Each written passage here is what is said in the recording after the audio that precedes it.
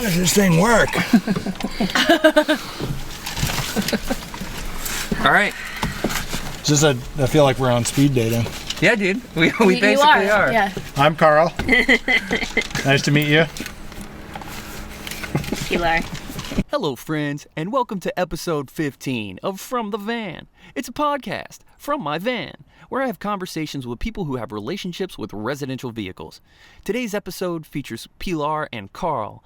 They are a couple who live up in the Bay Area in Oakland, where they run two media companies. Mama Dog Studios is a new soundstage that they just opened, and in 2003, Carl founded Corduroy Media, which is a media production company. I met him about 2007 when he was doing a series on MTV of activism reporting, short stories about people who were working in their communities, and I was working on the Save Trestles campaign at the time, and he did a little bit on me, and we've been friends ever since.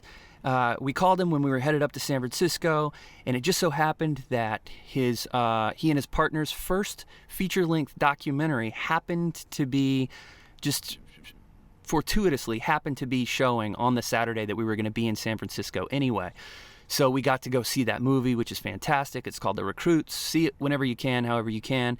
And the next day we were able to pull the van into the soundstage at Mama Dog Studios and record there, which was a godsend because it was 1 billion fucking degrees in Oakland that day for some odd reason.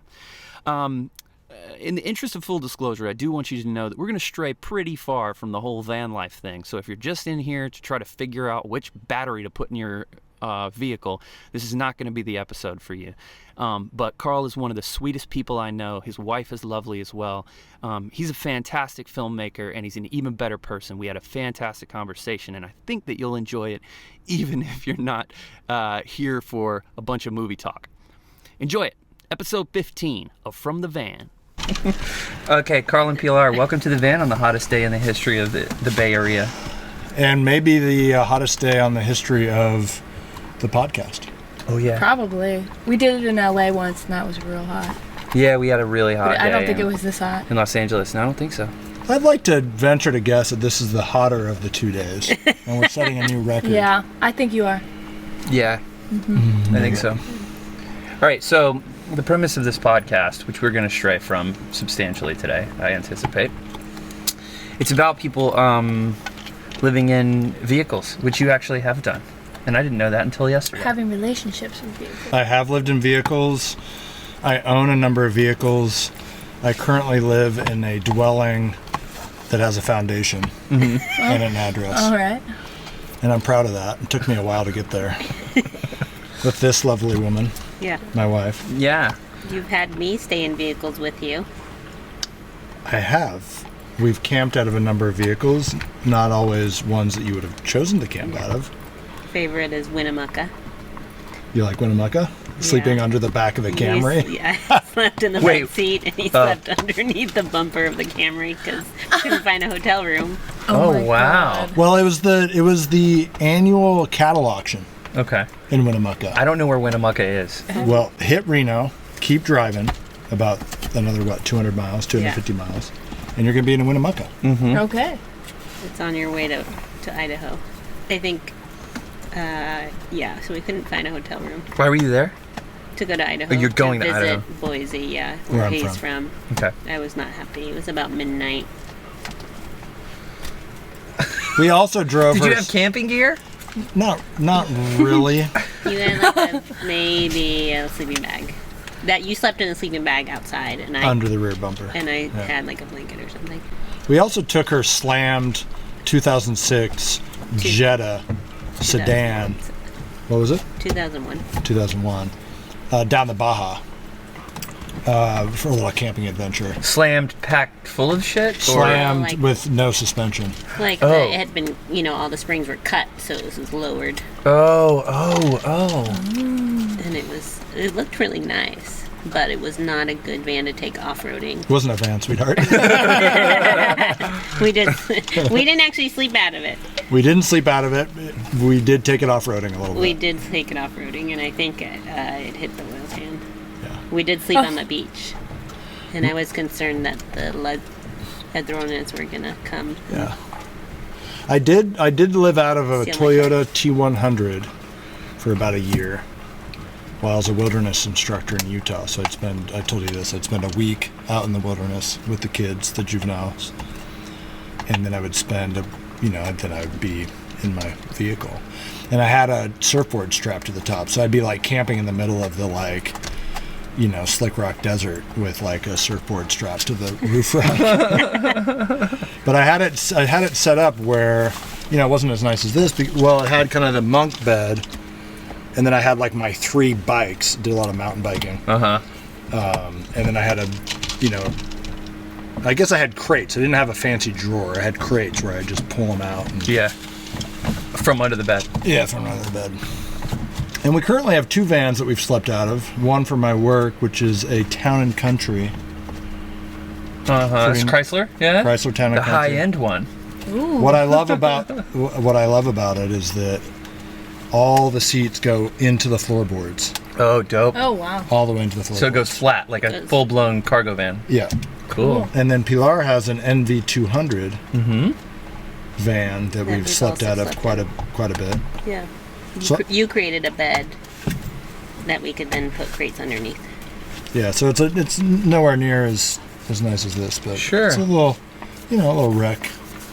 I've seen, and the thing is, you don't need the living space when you don't live in the thing. Right. When you're just taking it on a weekend adventure or whatever, it's a different sort of deal. But there's something it's funny because it's like, even when I lived in the vehicle, there's something so seductive about this idea of being able to like have all your shit, have a comfortable place to sleep, cook at it, and it's like, I don't know for me if it was like it was very sexy. I don't know if it actually met my criteria, like what I wanted out of I found it very challenging to build community. What's cool about this whole kind of like hashtag van life thing is that there's this community of all these people that are doing it. And some of it's bullshit, and then some of it's like these really genuine, interesting people that have great ideas and are doing awesome adventures, or they're kind of tackling things, and you have each other to learn off of, and it's like this thing.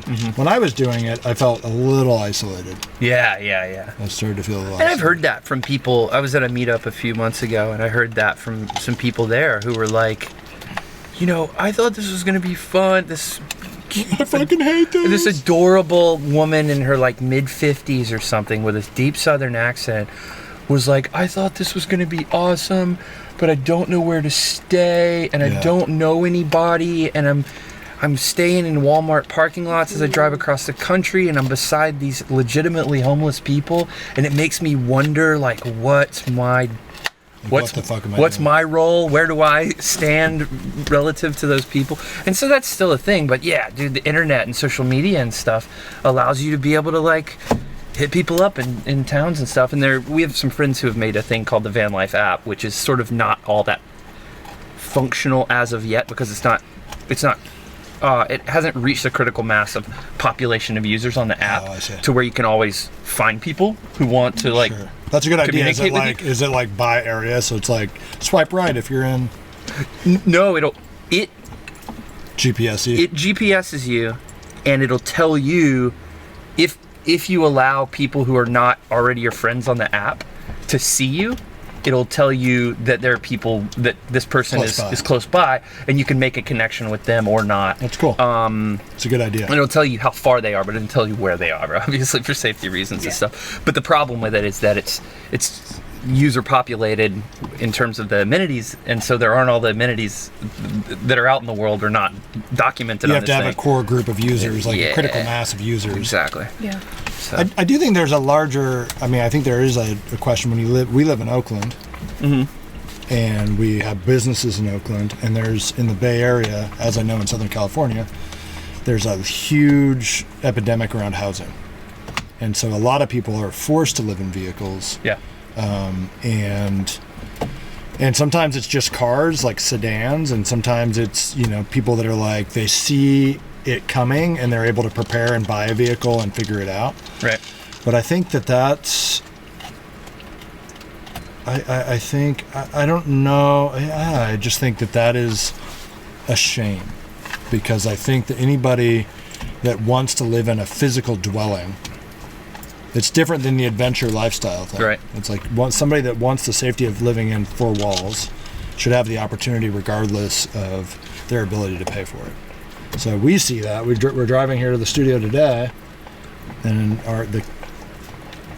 we have two camps that are very close to us, and one is just getting bigger and bigger and bigger.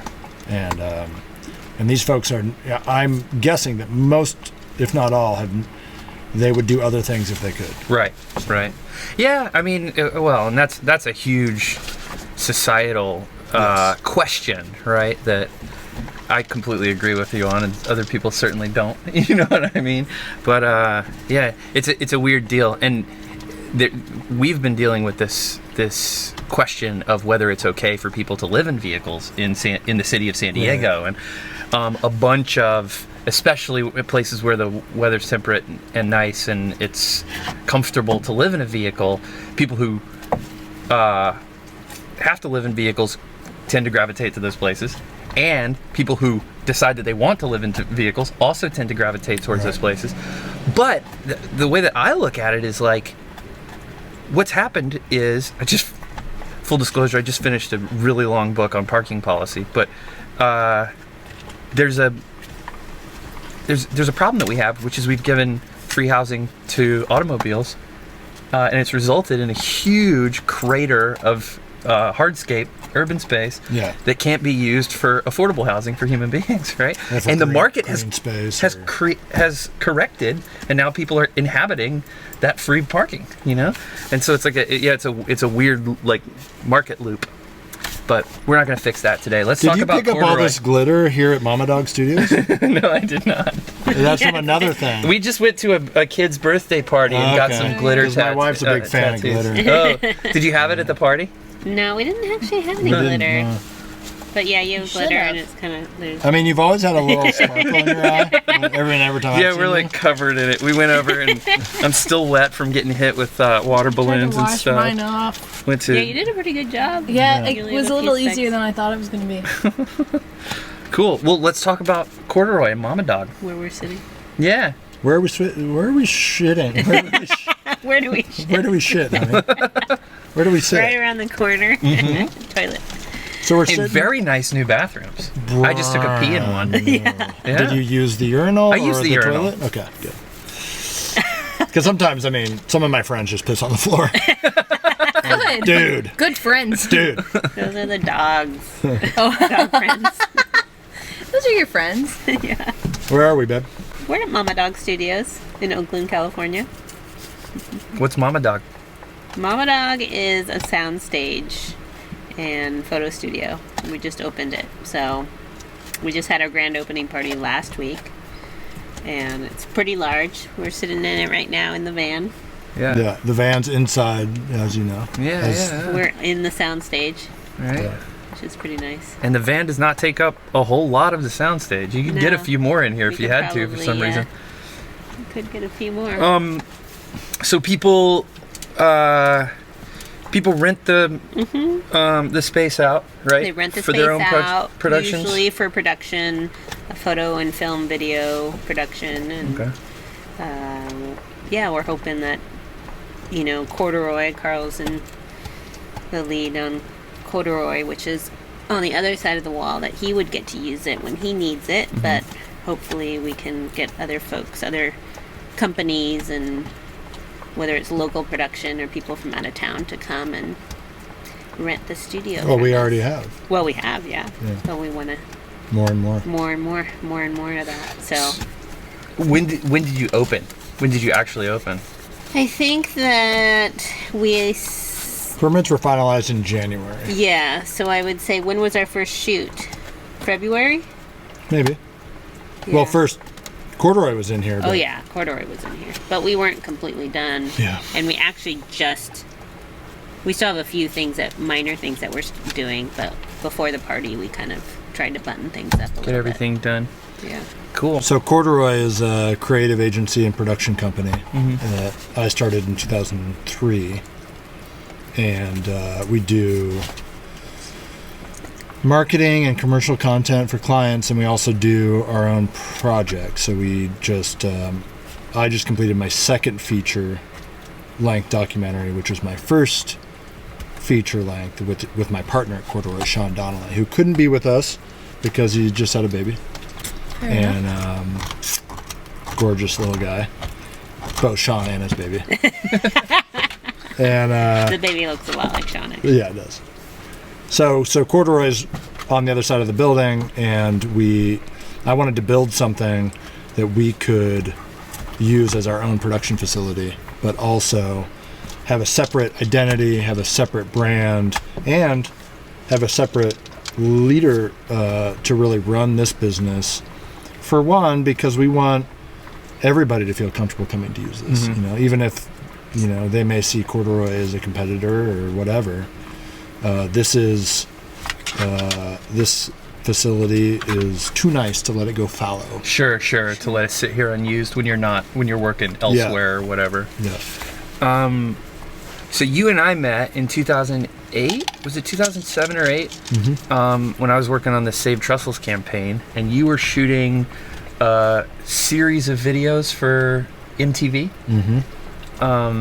And did a segment on trestles. And I feel like there's this through line, even though you are clearly a business that's trying to make money and stuff, and you do commercial content and that sort of thing. There is this through line of activism, and I feel like in your work, especially the stuff that you specifically do as Corduroy projects, right? Not for other people. But do you sort of try to pick and choose your clients to suit your... Well, I mean, that's the dream. And I think I started Corduroy specifically because I wanted to, as a 25-year-old, I wanted to change the world through media. Mm-hmm. And to me, what that meant was developing content that introduced worlds that would never collide, mm-hmm. that started conversations that would never happen, that gave a voice to folks that didn't have one. And as media has gotten cheaper and cheaper for all of us to create, we call it the democratization of media. That's one of the great benefits and the great, I think, wonders of our time, is that we can all create media to force change. And so I've mm-hmm. specifically focused on trying to develop client work that is around social values or mission-based values with either nonprofits or we do a lot of higher ed stuff. And so we have been blessed to do, because I came from the nonprofit world and education world before I started Corduroy. So I have been blessed to build a lot of our clients. We do a little bit of consumer work where it's like, buy this thing. Right. But most of it is around, and we just finished this 5-part series for a client that's focused on nonviolent communication. Mm-hmm. We are paid to create this gorgeous series that focuses on educators and people that are around young people to identify trauma, signs of trauma, and then to communicate nonviolently. Mm-hmm. That's amazing. Yeah. So we're able to do work like that. We're able to do the feature film work, which is usually based around social issue. And it's funny, it oftentimes youth culture. So absolutely.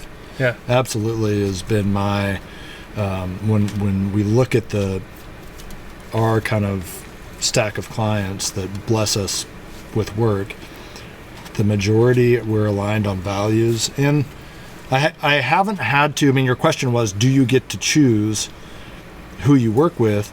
Depends on payroll that order. Yeah. But there are clients that we are not interested in working with. And there are clients that we do have discussions when we feel like there's a client that's close to the line mm-hmm. around values, where my partner and I and our executive producer Crescent and the other team members will talk about, does this align with our values? Right.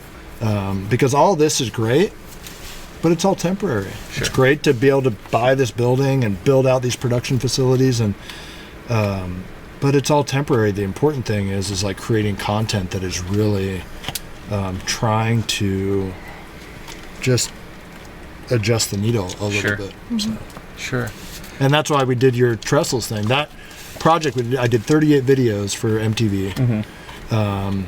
And it was really my first big project. I got paid $200 a week. Wow. And so a lot of that was kind of pro bono. Pro bono work. But it was really identifying and working with, finding young people that were around California that were getting involved in politics or activism and helping shape. It was during the 2008 Barack Obama's first, that series of presidential bid, and that was it on. So I found you because you were doing great work in the community. And I really respected and was excited to meet you because you had other options. You didn't have to be an activist. Yeah. And you said, hey, this is the work that I want to do. This is the change that I want to affect. And then you stuck to it, which I just think is really commendable. Cool, thanks. Yeah. I wasn't looking for that, but appreciate it. I know you weren't, but let's talk about that's another reason I like it. I wish that Sean was here, but let's talk about the dynamic at Corduroy, because I know the last time I was here, before I had met him even, you were just raving about the dynamic that the two of you have and the chemistry that the two of you guys have. Yeah. What are your roles? Well, so I'm kind of like officially, the executive creative director and founder. And he started 10 years ago. He met Pilar. Actually, she's kind of at the center of a lot of the good decisions in my life. Yeah, I met him. I had just started my business, which is, I'm a floral designer, so I have a floral design business. And I was working a wedding, and when I first started that business, and he was the photographer. And we just started chatting, and he's a very nice guy. He was young. He was 21 or 2. Was he 22? Maybe he was 22. Well, I think we started the recruits when he was 22, so he might have been younger. He might have been 21. Anyway, very young, very nice guy. We chatted. He said something about somehow something came up with film or documentary film or something. Well, what you told me was I said, my husband actually does film documentary. He's working on a documentary right now, and he does film work. And I said, I will connect you. So he emailed me, and then I made an email connection, and then they hit it off right away. He actually happened to live 2.5 blocks away from our house. Okay. So he came and he started helping. Carl was working out of the house at that point, I believe, and he started to help Carl with shoots. And that's how the relationship began. All right. Yeah, I paid him $50 for his first gig helping me. Yeah. It was back when Corduroy was kind of a one-man band, and we're now 10 full-time staff. And, but the dynamic is that Sean and I work together with the team to come up with creative solutions, with creative ideas that meet a client's need. Right. And that's expanded from specifically just video to drawing on his work as a photographer. So he came to me as a photographer, and the reason I think that he was interested in meeting me is he wanted to get into video work. Yeah. But he was a trained photographer, and so Pilar said, "Well, you should speak with my husband." I think at that time he had already done a little bit, but maybe he had already done. Had he already done the first shoot with the Young Marines? Oh no. No, not yet. No. He did photos. Yeah, I think because he showed me something, and I can't remember if it was the Young Marine photos or something, and it kind of stood out for me. Right. Like, this is very powerful subject matter, but also his photography skills were really nice. So. Yeah. So when he, after Pilar introduced us, I was just drawn to him because his work was great. I could just tell that his eye as a photographer was awesome, and he also had a willingness. I had this firm belief when I started Corduroy. I didn't want to start like Carl Brown Creative Agency because I wanted it really to be a team-centric endeavor. Yeah. I have a firm belief that I only have so many good ideas. I feel like actually as I get older, those become less and less. I'm experiencing that too, but yeah. So Sean, he was down. He was down to like get in and row with me. and he basically earned sweat equity in the company. And every time it wasn't, I'd ask him to participate, I'd ask him to do something, he'd say, yes, and what else? Right. Like, give me more. Uh-huh. And I have trust issues. So it took me a while, but he kept saying, give me more, and not give me more money or give me more this, give me more responsibility. Give me more tasks. Yeah, like he is just, and so now he's really our creative powerhouse at Corduroy. Right. So awesome. I lead creative, means that I get to have my input and hands-on, and I do a lot of the creative brainstorming, but Sean is really the firepower around that. Without him, our ideas would never, we're just better together. Yeah. We have a mix of personality. He's very different from me, but I think our mix really works well. And we're good friends. Like I spent this morning surfing with him at OB, and went and got to meet his baby boy, and I love him dearly. And he's 9 years younger than I am, so I never had a younger brother, and sometimes he gives me shit for acting like he's the younger brother, but I only do that in a real like protective and way that really honors.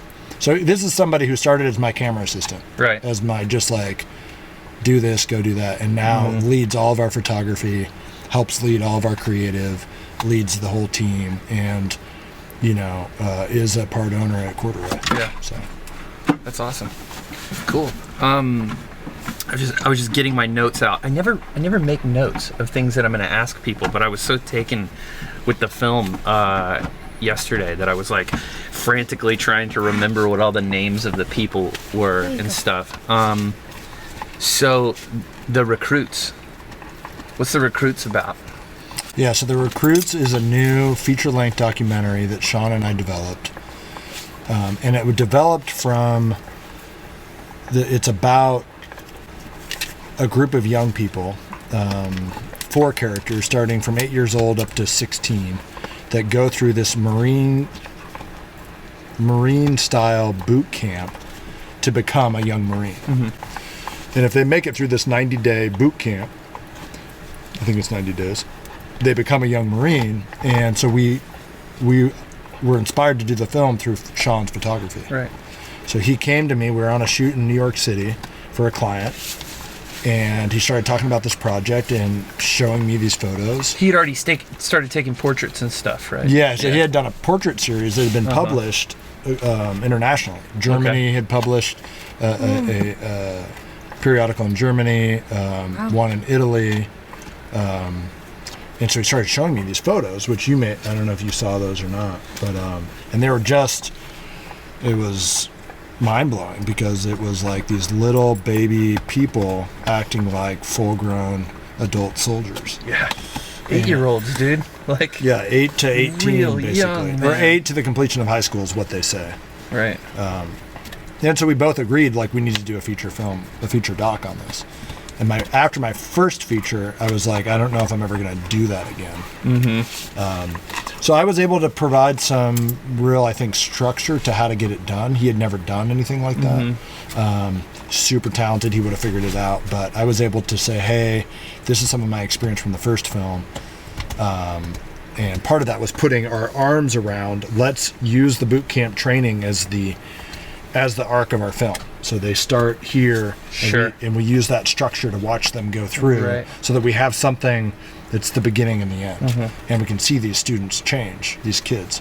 So we shot for like about a year of principal photography, and then it took a while to get the film done, because we were never quite happy with it. We got, we just felt like we needed more, so we added a character that's really an adult who had been through the Young Marines, had become a Marine, enlisted Marine, and then after that had become an anti-war activist. Right.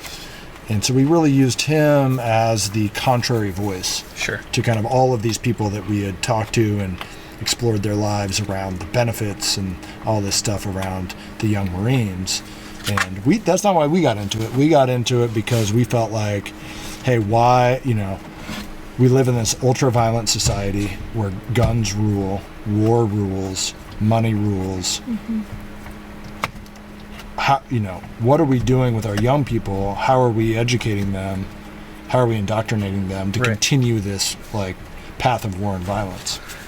So there were one of the things that really struck me, and Seth is the anti-war activist guy, right?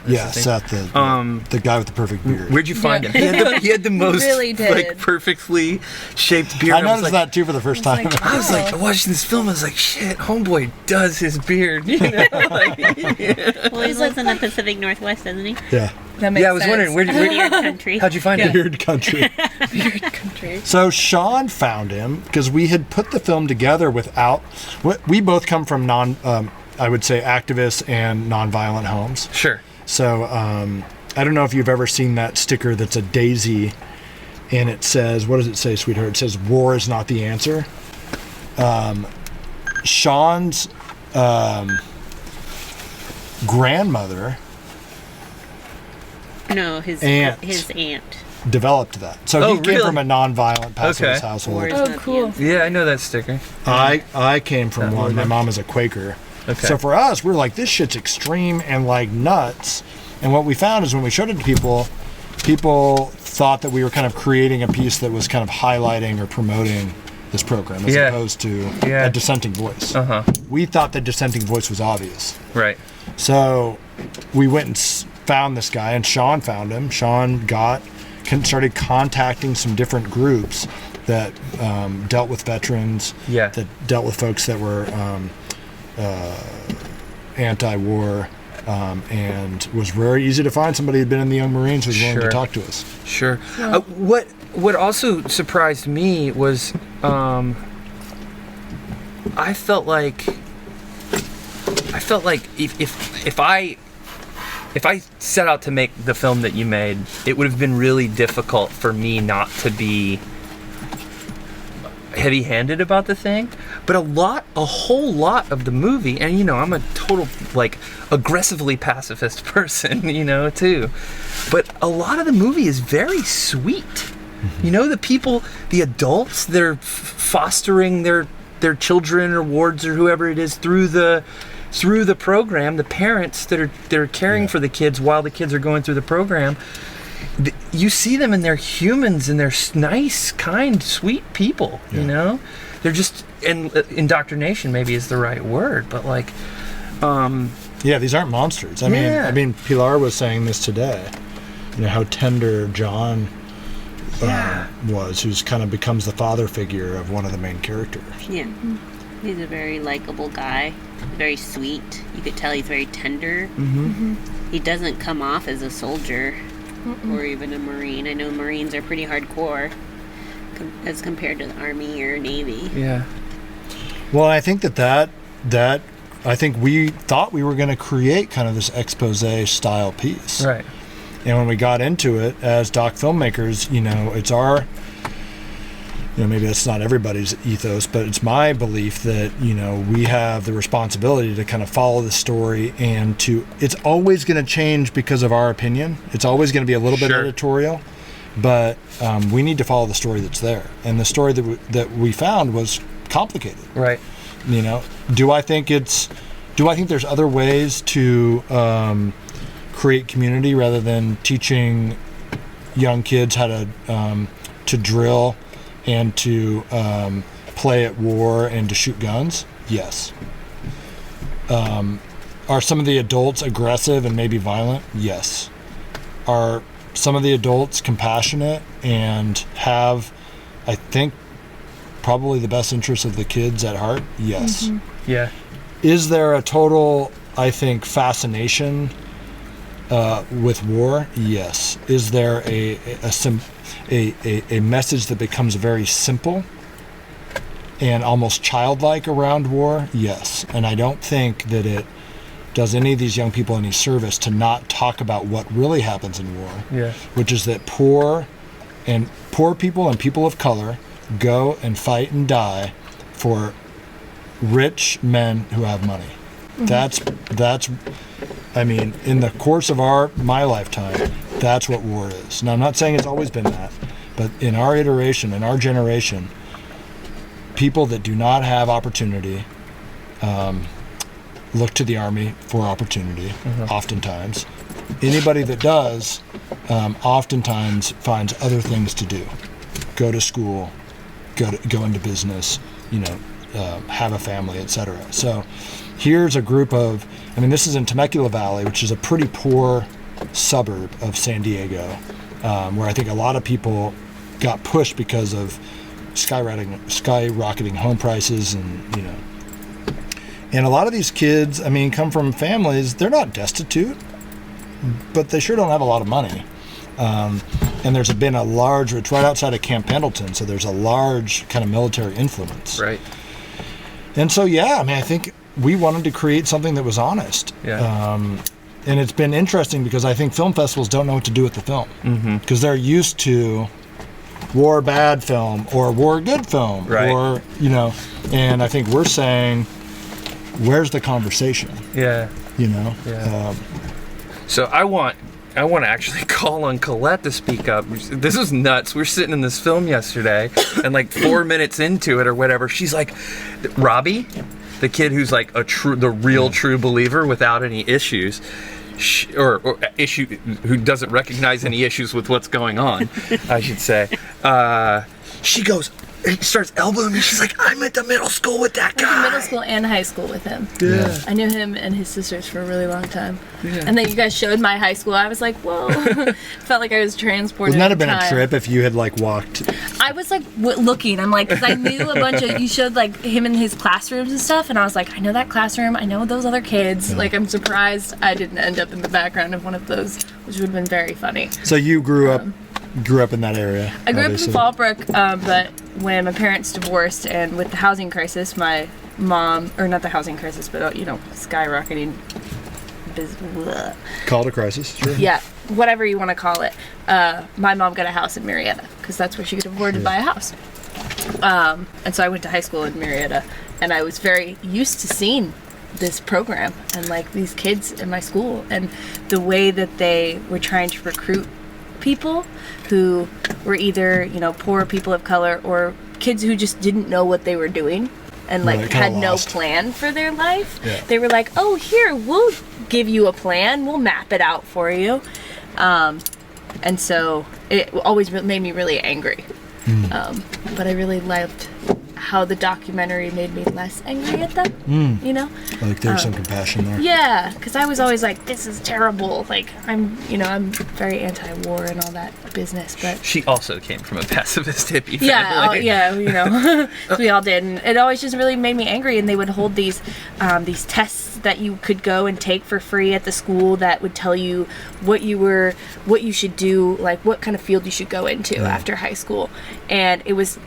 They wouldn't advertise it, but it was like hosted by the military because they were trying to tell you what area to go into, what branch to go into, which was, I just thought it was fucked. So the sort of question associated with that I have is that like I didn't know about this.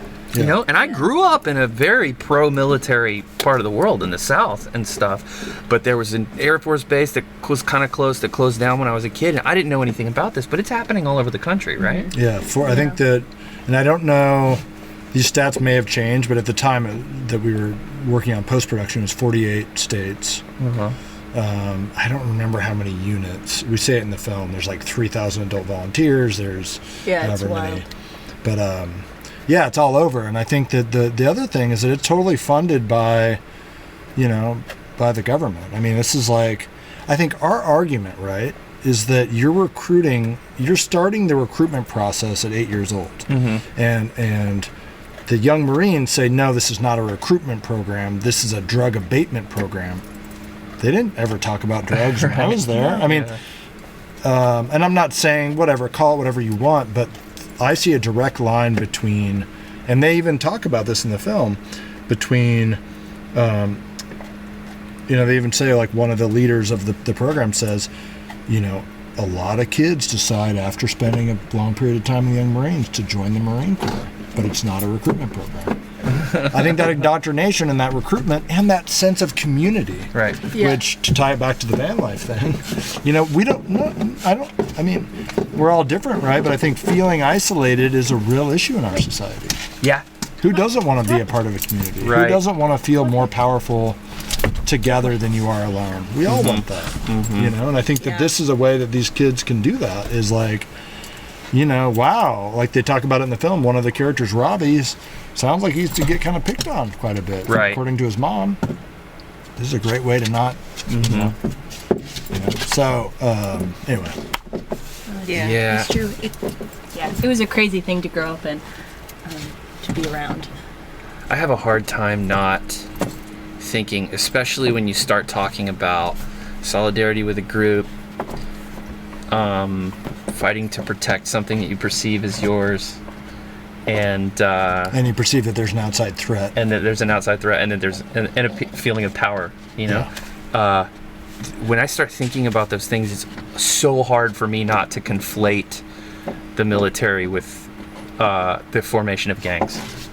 You know what I mean? It seems so like the same recipe to me. It's just Absolutely. one of them's a government syndicated thing, and the other one's not. Yeah. Well, I thought it was a great film. It was really fantastic. what's- We Thank really you. enjoyed it. There was one thing that I did, and I made the connection, I felt like, but in the beginning there was there were a whole bunch of audio snippets from the news and stuff, Yeah. and they had a lot to do with mass shootings, and I was wondering about the decision to put that in there. Yeah. And I see the connection, but I don't know. Yeah, so one of the things, I'm intuiting that you're saying, like, hey, I was waiting for that to wrap about. Yeah, that is sort of what I'm wondering. Sure. Yeah, because I do see the problem. You Yeah. teach a bunch of 16-year-olds to shoot a semi-automatic weapon, but Well, it's I think it's a good cool and Yeah. You're giving them the tools to be able to Yeah. use these items. yeah, the opinions about it. Well, I'm not a statistician, but from what I've read and understand is that most of our mass shooters in the U.S. have come from the military, have previously been in the military. We had an ending at one point, so we have this whole conflict with Tommy, who he doesn't want to shoot the gun. They want him to shoot the gun. He doesn't want to do it. Oh, that was heart-wrenching, man. We had an ending where he finally shoots a live pistol. Oh, because he does. He did. He does. Wow. And part of the challenge with that ending was that just in a storytelling, we had like 5 endings. Yeah. And it was so much easier to make the whole end back at the parade. Right. And make it more about the recruitment rather than. There's definitely a story thread in there, and we have a lot of evidence for it that a big part of this program is learning to shoot firearms. Right. Yeah. Right. Is participating in that and enjoying that and kind of getting better at it, and Right. And Tommy did not want to do that. Uh-huh. So yeah, I think that the connection, and maybe it's not there as clearly, but the connection is that that's what we get when we create a society that is based on violence and war and playing at war, Right, and yeah. playing as soldiers. That regardless, I mean, you see them play video games, right? Yeah. And it's all war, it's all violence. Is that we don't know what we get, but do we get a more peaceful, a more compassionate, a more empathetic society? I don't think we do. Right. So I think that there is a clear connection between, and it's not just this program, right? I think it's just part of the challenge, part of the mix, but it's like we just have a very violent society. I mean, dude, I love war movies. I think they're fascinating. The engineering of moving all the people and the machines but what's on the other side of that is poor people dying. Yeah.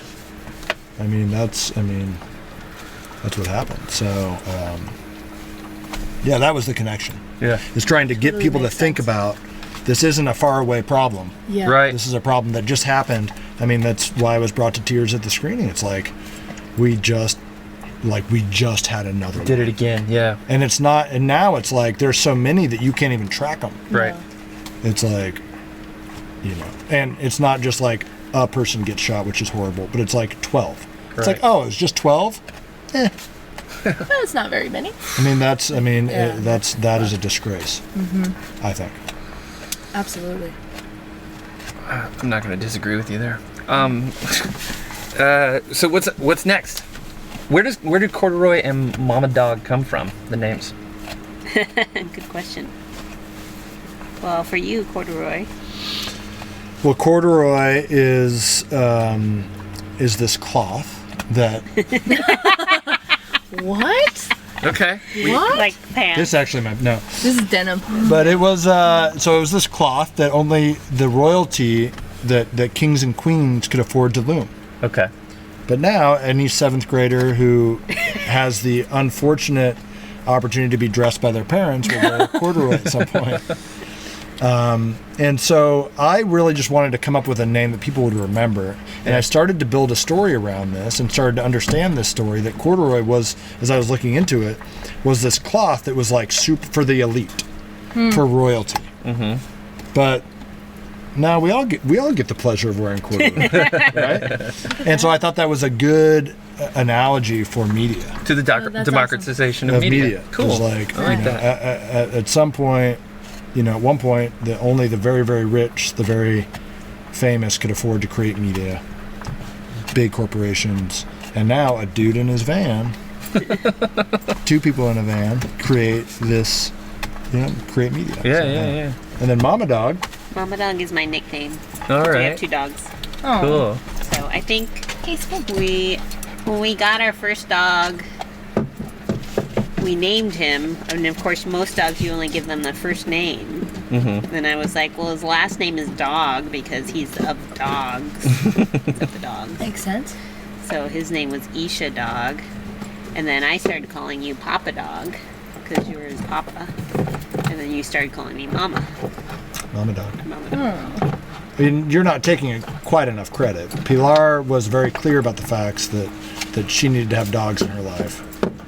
And so I knew that I was not going to get away with living with this woman and marrying this woman if we did not have dogs. Yeah. And so That's fair. So she started, so people would ask, what's your dog's name? And Pilar would say, Isha Dog. And they'd be like, oh, Isha Dog? And she's like, well, yeah, it's Isha, and he's a dog. Yeah. And then you started calling me Papa Dog, and I called you Mama Dog. And Yeah, kind of stuck. And so I decided to name the studio Mama Dog Studios. Cool. Because Pilar is the most important person in my life. And it also has a great ring to it. Yeah, it does. It does. Well, and I mean, I love you, buddy, but I got to tell you this. Come up here. Her logo's better. What's your logo look Corduroy's a cool one. We'll show it to you afterwards, but it's a cool one. It's very succinct and memorable. But anything with a pup on it gets my Yeah. Pups Yep. gets my vote, man. Yeah. We require. This is the least that spins wind. Although it's been. I told you I that think the he's doing treat it. was a Yeah. great idea. This thing was. Yeah, the only problem is that he's so Wonderful into idea. it that he kind of travels with it. Yeah. It's not a big deal. Yeah. So what's on the horizon? What's coming next? You gonna make another documentary right now, or you got one in the works? Or We don't have one in the works right now. Our big thing this year is launching this studio. And that's all? yeah. This place is epic.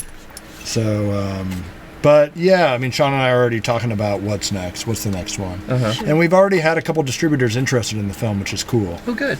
Educational distributor, and then another, hopefully, get a streaming, kind of like a more general streaming distributor. But yeah, it's kind of it's like tattoos. Like you get one, and you're like, you have some like anxiety and regret afterwards, and then that passes, and then you just want to do it again. Yeah. Oh, for sure. So that's kind of like the filmmaking. Like going to the screening, I didn't even want to go to this film festival because I've been to film festivals and they're horrible. You sit in a small theater with a bunch of people that some of you whom have gone there out of pity. Some go there because they're actually interested in the film. And then you watch it together, and you hope people have a good, reaction. Yeah. And you never, it's never quite meets your expectation. Although yesterday was pretty good. Full house, small little theater, but full house. And so I don't know what's next. Sean really wants to do a narrative feature, meaning something which we do a lot for our clients: script, write, cast. At Corduroy, I direct most everything. It's changing a little bit, but at least all of the big projects, I'm the primary director, and he's the director of photography. Yeah. So we're a director, but he also, I really call him my co-director because he does so much. So that's kind of our fit on set. And I think he really wants to do a narrative feature, maybe start with a narrative short. I don't think documentary filmmaking will ever get out of my blood completely. One of our producers, who's also a director, wants to do something on student debt, student loans. Oh, wow. He is burdened with like an enormous amount of student debt, and we started talking about it on a plane going to a client shoot, doing another documentary project for somebody else. And he started telling me the story, and I think that would be really compelling. It is disgusting how our both government and private funders treat student debt, and the amount that they charge young people that want an education. Right. Yeah. It's disgusting. Oh, yeah. So we thought about doing something around that. Okay. That'd be interesting. I'd watch that. I'd watch that. Be very relatable. You got some You're debt? like, ouch. Yep, from theater school. So that's fun. Cool. Well, did I miss anything? Did Is there anything you guys want to plug? Did I miss anything? Just a recap. We talked about a lot. Corduroy, Mama Dog, The Recruits. Yeah, go watch The Recruits. Vans. We got vans in there, so we're we officially shoehorned that in there. Yeah. our vehicles that we live in. Or have lived in. We did it. And I'll probably stay at least one night this year in a vehicle. You were talking about building the NV out, right? We got a friend Yeah. who lives in one of those. We wanted to put the popper. Yeah. Oh, yeah, for sure. Yeah, The then we. little popper and then Yeah. a little side. One of those things. Yeah, that we they had a whole pull little out. plan Like out. a Sunshade. Sunshade. But for not full-time living. But you know what we did is that we sunk every dollar that we have into this building. Yeah. So that's our The thing's cue. mad at you, but the other camera's still rolling. Same shot. Thanks, man. It's Yeah. worth it. Thanks for talking to us. It's been Yeah. a good time. I've been touching dog bones, so I'll touch you with this. Trying to okay. keep him on I'm the the papa couch. dog. All right, guys, we did it. Man, I love Carl. And Pilar, she's awesome. I don't know her as well or for as long, but we had a really great conversation with them. I really appreciate you if you've stuck around this long. Always go to From the Van on Instagram. Send all your people there. Hope you can try to get more people to listen to the podcast if you want to. FromTheVan.com. And you can contact me on those things too if you have any feedback or want to hear something different. Yeah, so take it easy, and we'll talk to you next Tuesday on the next episode of From the Van.